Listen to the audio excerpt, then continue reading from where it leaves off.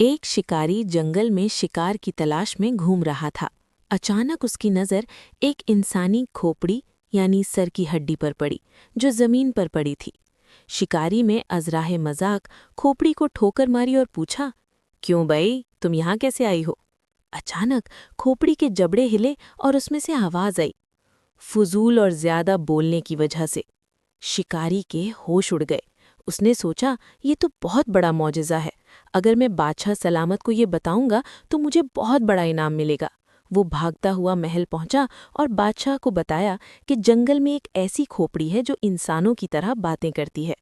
बादशाह ने कहा, अगर तुम झूठ बोल रहे हो तो याद रखना, तुम्हारा सर कलम कर दिया जाएगा। शिकारी ने कहा, शर्त मंजूर है। बादशाह अपने वजीरों और जल्लाद के साथ जंगल पहुंचा। शिकारी उन्हें खोपड़ी के पास ले गया। शिकारी ने खोपड़ी से पूछा, ओए खोपड़ी, बताओ तुम यहाँ कैसे आई हो? खोपड़ी बिल्कुल खामोश रही। शिकारी ने दोबारा पूछा, हिलाया, झंझोड़ा, मिन्नतें की, लेकिन खोपड़ी के मुंह से एक लफ्ज ना निकला।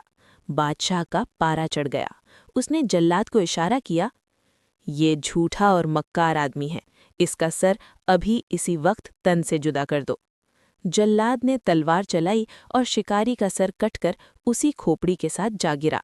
बादशाह और उसका लश्कर वापस चला गया। जैसे ही जंगल में सन्नाटा छाया, पुरानी खोपड़ी ने आंखें खोली, शिकारी के ताज़ा कटे हुए सर की तरफ देखा और मुस्कुराकर पूछा, क्यों भाई, तुम यहाँ कैसे आए? शिकारी के कटे हुए सर ने दुखी लहजे में जवाब दिया, फजूल और ज्यादा बोलने की वजह से। नतीजा, कम बोलना और अपने काम से काम रखना ही सेहत के लिए अच्छा है।